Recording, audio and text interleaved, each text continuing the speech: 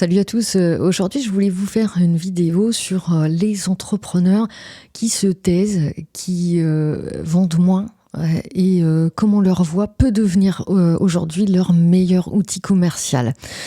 Alors, je voulais te poser une question pour débuter. Est-ce que toi, tu connais dans ton réseau quelqu'un qui est brillant, vraiment compétent dans ce qu'elle fait, cette personne, et pourtant, quand tu la recommandes à quelqu'un, tu t'aperçois que personne ne sait qui elle est. Elle n'a pas de vidéo, pas de podcast, pas vraiment de présence non plus, et elle se dit que c'est parce qu'elle n'est pas vraiment à l'aise devant la caméra ou qu'elle n'a vraiment pas le temps de faire ça.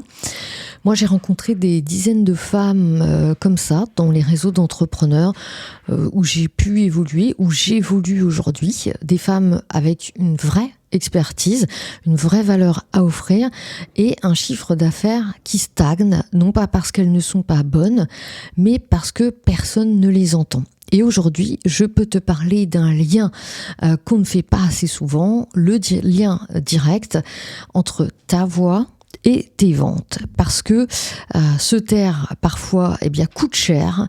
Et dans cette vidéo, je vais t'expliquer exactement pourquoi et comment y remédier. Quand on parle de visibilité, on entend souvent la même réponse « je manque de confiance en moi ». Et c'est vrai, mais ce n'est pas toute la vérité. Il va falloir creuser, parce que j'ai observé quelque chose de plus précis. Les entrepreneurs qui ne prennent pas la parole, ce ne sont pas celles qui ont peur en général, elles ont des peurs très spécifiques. Et je veux les nommer parce que les nommer, c'est déjà commencer à s'en libérer. La première peur, c'est la peur du jugement entre pairs. Donc pas du jugement des inconnus, ça a priori elle le gère plus facilement. La vraie peur, c'est si quelqu'un dans mon réseau regarde ma vidéo et trouve ça nul, et si mes collègues entrepreneurs pensent que je me la raconte. Voilà, cette peur-là, elle est paralysante parce qu'elle touche à notre identité dans la communauté. La deuxième, c'est la croyance que mon contenu n'est pas assez original. Tu penses à un sujet et immédiatement tu te dis « mais ça a déjà été dit mieux que moi, par quelqu'un avec plus d'abonnés ». Alors, finalement, tu choisis de ne rien dire. Sauf que le sujet n'a peut-être pas été dit avec ta perspective, ta façon de penser, ton vécu et ta voix. La troisième, et c'est celle qu'on évoque le moins, c'est la confusion entre savoir et savoir communiquer.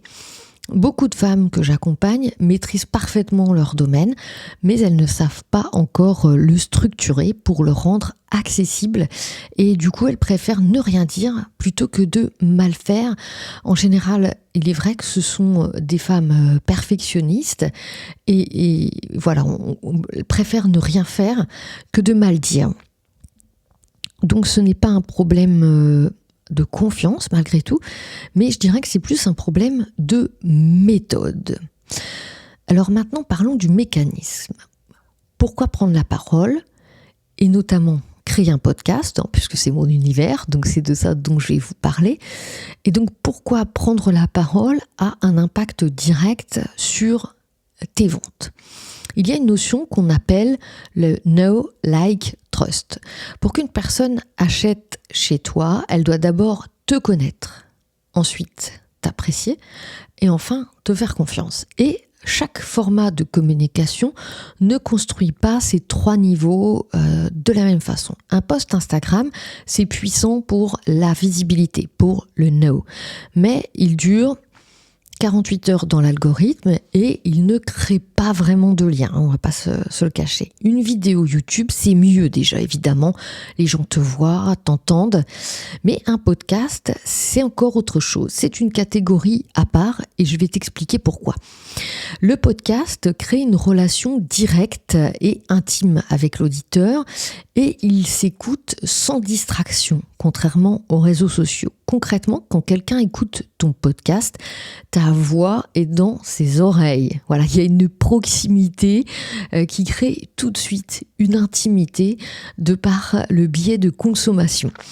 Elle fait le ménage, elle conduit, elle cuisine et elle t'écoute pendant 20, 30, parfois même 45 minutes. Un podcast, ça peut être parfois assez long. Aucun autre format ne te donne ça. Et les chiffres confirment ce que ton intuition va ressentir. 82% des auditeurs hebdomadaires pensent qu'un podcast rend une marque plus proche de ses clients. Et on ne se demande pas pourquoi.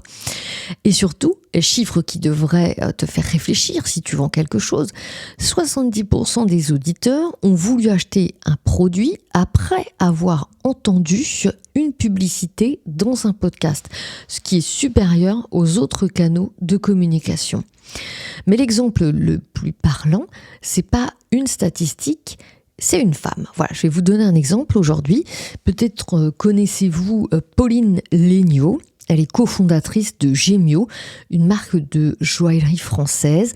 Elle est brillante, elle a un parcours solide, Normal Sup, HEC. Mais honnêtement, avant son podcast, peu de gens en dehors de son secteur savaient qui elle était. En 2018, elle lance Le Gratin, un podcast dédié à l'entrepreneuriat, et ce projet devient rapidement son second métier, au point qu'elle décide de passer à 3/5 sur son activité chez Gemio. Aujourd'hui, entre 250 000 et 300 000 personnes sont au rendez-vous chaque mois. Rendez-vous compte, c'est énorme. Et ce que dit Pauline elle-même sur les raisons de ce succès, c'est simple. Elle voulait apprendre et se créer ses propres mentors virtuels. Elle n'a pas lancé ça pour vendre, elle l'a lancé parce que ça l'intéressait. Et c'est précisément pour ça que ça a marché, puisque finalement, c'est son intérêt, sa curiosité, son amour du podcast, je dirais, donc l'authenticité qu'on entend à travers tout ça. Bon, maintenant qu'on comprend pourquoi c'est puissant, j'imagine que c'était assez parlant, eh bien, évoquons ce qui bloque encore.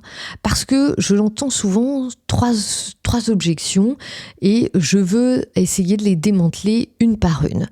Le blocage numéro 1, c'est « je ne sais pas quoi dire ». Alors, c'est c'est la chose la plus répandue, mais c'est aussi la plus fausse quelque part, parce que si tu es entrepreneuse depuis 1 an, 2 ans, 5 ans, ça n'a pas d'importance, tu as matière à parler pendant des années. Le problème, ce n'est pas que tu n'as rien à dire, c'est que tu as trop de choses à dire et que finalement, tu ne sais pas par où commencer. La solution, c'est la structure. Un podcast, ça ne demande pas d'improviser, ça demande de poser 3 questions simples avant chaque épisode. Quel est le problème de mon auditrice idéale ? Quelle est ma réponse concrète à ce problème ? Et quelle est la chose qu'elle doit retenir ? Si tu peux répondre à ces 3 questions, tu as un épisode. Le blocage numéro 2 maintenant. Ma voix ne me plaît pas. Et ça, il faut vous dire que c'est tout le monde. Quand on écoute sa voix au début, qu'on n'a pas l'habitude, c'est extrêmement rare d'aimer sa voix. Je l'entends tout le temps, je l'ai entendu nombre de fois pendant mes 20 ans de radio. Et je comprends, personne n'aime s'entendre pour la première fois en enregistrement. Mais voilà ce que j'ai envie de te dire. Le podcast crée une bulle de sérénité pour l'auditeur, une immersion totale, et c'est cette intimité qui va créer la fidélité au final. Tes auditrices, elles ne vont pas écouter ta voix en la comparant à une speakerine radio et en se disant « Ouh là là, cette voix », non, c'est pas ça qu'elles vont faire. Elles vont l'écouter parce qu'elle leur parle. Elles vont écouter l'histoire que tu leur racontes. Et une voix finalement qui parle vrai, même imparfaite, eh bien, est infiniment plus convaincante qu'une voix lisse qui ne va rien dire. Et puis la voix, ça s'apprivoise. Vous allez voir qu'au fil du temps, à force d'enregistrer, eh bien, vous allez finir par vous amuser avec votre voix. Et vous allez oublier complètement ce qui faisait que au départ, vous ne l'aimiez pas, cette voix. Aline Bartoli, qui anime Je peux pas, j'ai business, un des podcasts féminins business business les plus écoutés avec 2 épisodes par semaine, parce que c'est vrai que la fréquence, en tout cas de publication, mais comme pour tout, c'est important. Eh bien, Aline Bartoli s'est distinguée par sa capacité à créer un espace décomplexé où l'échec devient une étape normale. Elle n'a pas une voix parfaite au sens académique, mais elle a une voix vraie. Voilà, c'est la sienne, elle est authentique et c'est ce qui a construit sa communauté autour d'elle. Venons-en au blocage numéro 3, et c'est le dernier que je vais évoquer aujourd'hui. Je n'ai pas le temps de faire un podcast. C'est vrai que quand on est entrepreneur, on a 100 000 choses à penser et à faire. Et c'est peut-être de fait l'objection la plus répandue, en tout cas dans les réseaux d'entrepreneurs. Et c'est souvent basé sur une idée reçue que faire un podcast c'est compliqué, que ça prend des heures, qu'il faut un studio. Faux. Je vais vous dire déjà, c'est vachement plus rapide que de faire un podcast vidéo. On pourra en reparler si vous voulez. Un épisode de podcast de 20-25 minutes se prépare en 1 heure, ça s'enregistre en 30 minutes et ça se monte en 30 minutes si tu as les bons outils. Même pour trouver, si tu le souhaites, une musique d'habillage libre de droit, ça va extrêmement vite. Ça fait environ 2 heures par épisode. C'est moins de temps que ce que tu passes probablement sur Instagram dans une semaine. Je suis très très large en disant la semaine.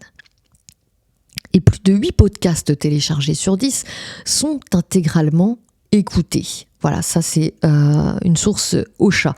Ça veut dire que si quelqu'un commence ton épisode, il y a de très bonnes chances qu'il aille jusqu'au bout. Sur aucun autre format, on obtient ce résultat. Donc concrètement, qu'est-ce que ça change ? J'aimerais bien que tu imagines quelque chose. Tu as une entrepreneuse dans ton réseau, elle est, je sais pas moi, thérapeute, peu importe. Elle a une vraie valeur à offrir, mais aujourd'hui, elle dépend complètement du bouche à oreille. Elle prospecte à froid et chaque nouveau client lui coûte énormément d'énergie. Maintenant, elle lance un podcast, elle publie un épisode par semaine, elle parle de ce qu'elle sait, de ce qu'elle a traversé, de ce qu'elle a appris. 6 mois plus tard, que se passe-t-il ? Des femmes dans son réseau l'écoutent le matin en préparant le café. Elle la recommande à leurs amis. Des personnes arrivent à ces prises de contact en disant « J'écoute de podcasts depuis 3 mois, j'ai l'impression de te connaître depuis longtemps. » Bah oui, parce que quand on écoute quelqu'un comme ça régulièrement, il y a vraiment une familiarité qui se crée. Et donc là, tu ne prospectes plus vraiment, tu accueilles finalement, tu reçois ce qui découle de ce podcast. Dites-vous que 67% des auditeurs hebdomadaires estiment que le podcast donne envie de s'engager et il est perçu comme un média de confiance, notamment grâce à l'intervention d'experts et à l'approfondissement des sujets. La confiance, quand elle est déjà installée, le processus de vente devient une conversation et c'est plus une négociation. C'est ça la vraie puissance de la voix pour une entrepreneuse. Et ce que je fais dans l'accompagnement que je propose, c'est exactement ça. Aider des femmes comme toi ou comme celles que tu côtoies dans ton réseau à prendre la parole, à structurer leur podcast et en faire un levier commercial durable. Pas un projet de plus qui s'accumule dans les à faire un jour, un vrai outil avec un vrai suivi et qui, en plus, peut grandement t'amuser. Ce que je veux que tu retiennes de cette vidéo, c'est ceci. Se taire n'est pas neutre. Se taire a un coût en visibilité, en crédibilité et en opportunité manquée. Et la bonne nouvelle, c'est que tu n'as pas besoin d'être parfaite pour commencer. Tu n'as pas besoin d'un studio, tu n'as pas besoin d'une voix de radio. Tu as besoin de structurer ce que tu sais déjà et de le dire à voix haute. Pauline Léniaud a commencé son podcast lors de ses séances de jogging. 2 semaines après avoir eu l'idée, elle faisait ses premières interviews. Elle ne savait pas que ça allait devenir son second métier. Elle a juste commencé. Alors, je te laisse aujourd'hui avec une question et j'aimerais beaucoup que tu me répondes en commentaire. Quelle est la chose que tu saurais dire à voix haute, mais que tu n'as jamais encore osé publier ? Écris-la ici, juste une phrase.